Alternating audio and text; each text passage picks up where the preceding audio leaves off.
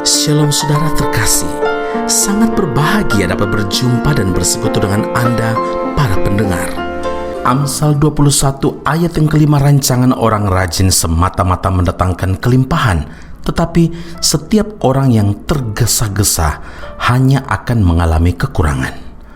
Saudara yang terkasih, Yeremia 17 ayat yang ke-7, firman Tuhan berkata, diberkatilah orang yang mengandalkan Tuhan, yang menaruh harapannya pada Tuhan.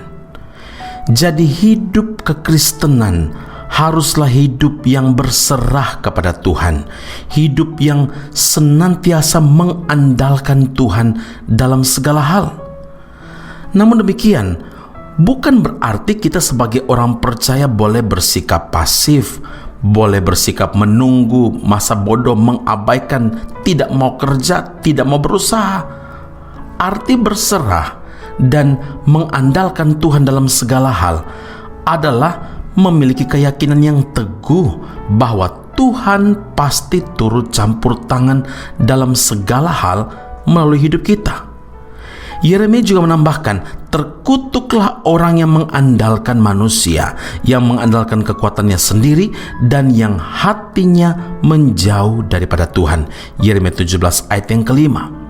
Karena itu, kita harus tetap mengerjakan bagian kita, saudara, melakukan apa yang menjadi tugas kita, kewajiban kita, dan selebihnya adalah bagian dan wewenang kuasanya Tuhan untuk mengerjakannya.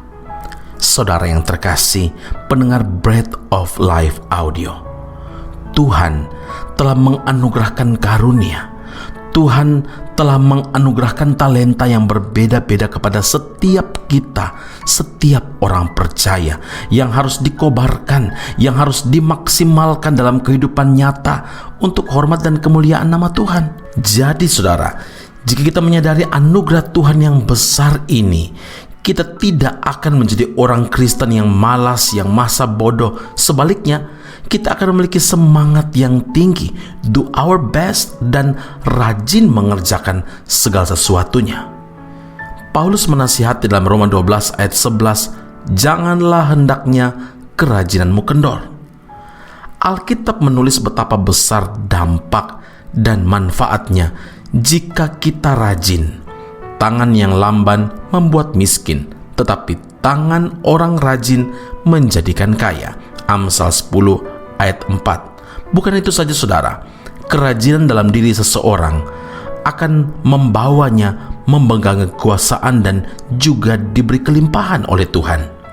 Tapi sebaliknya, kemalasan mengakibatkan kerja paksa, dan oleh karena kemalasan runtuhlah atap, dan oleh karena kelambanan tangan bocorlah rumah. Pengkhotbah 10 ayat 18. Saudaraku, Tuhan mengendaki agar setiap orang percaya menjauhi kemalasan.